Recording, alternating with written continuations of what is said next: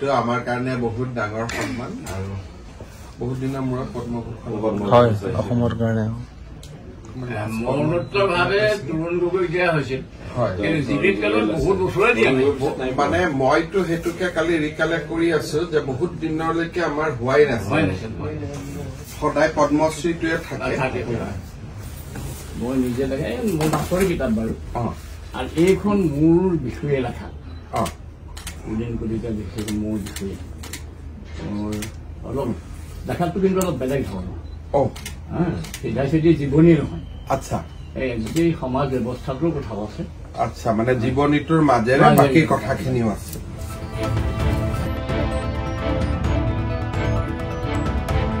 এইটো আমাৰ কাৰণে বহুত ডাঙৰ সন্মান আৰু বহুত দিনৰ মূৰত পদ্মভূষণ হয় অসমৰ কাৰণে মৰণোত্তৰভাৱে তৰুণ গগৈ দিয়া হৈছিল জীৱিত কালত বহুত বছৰে দিয়া মানে মইতো সেইটোকে কালি ৰিকালেক্ট কৰি আছো যে বহুত দিনলৈকে আমাৰ হোৱাই নাছিল সদায় পদ্মশ্ৰীটোৱে থাকে মই নিজে লাগে মোৰ মাছৰ কিতাপ বাৰু আৰু এইখন মোৰ বিষয়ে লেখা উদিন কলিতা লিখিছে মোৰ বিষয়ে অলপ দেখাতটো কিন্তু অলপ বেলেগ ধৰণৰ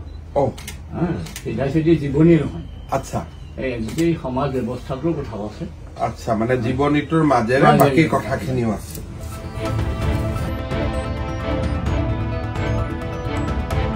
এইটো আমাৰ কাৰণে বহুত ডাঙৰ সন্মান আৰু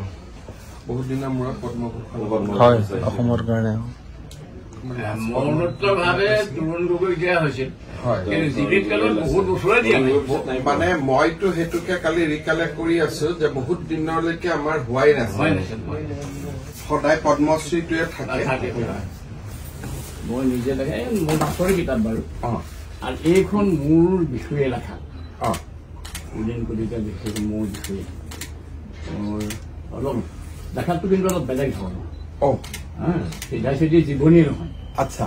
গোটেই সমাজ ব্যৱস্থাটোৰ কথাও আছে আচ্ছা মানে জীৱনীটোৰ মাজেৰে বাকী কথাখিনিও আছে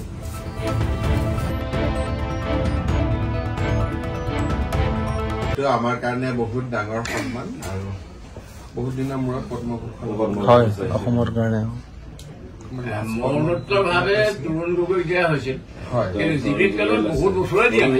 মানে মইতো সেইটোকে কালি ৰিকালেক্ট কৰি আছো যে বহুত দিনলৈকে আমাৰ হোৱাই নাছিল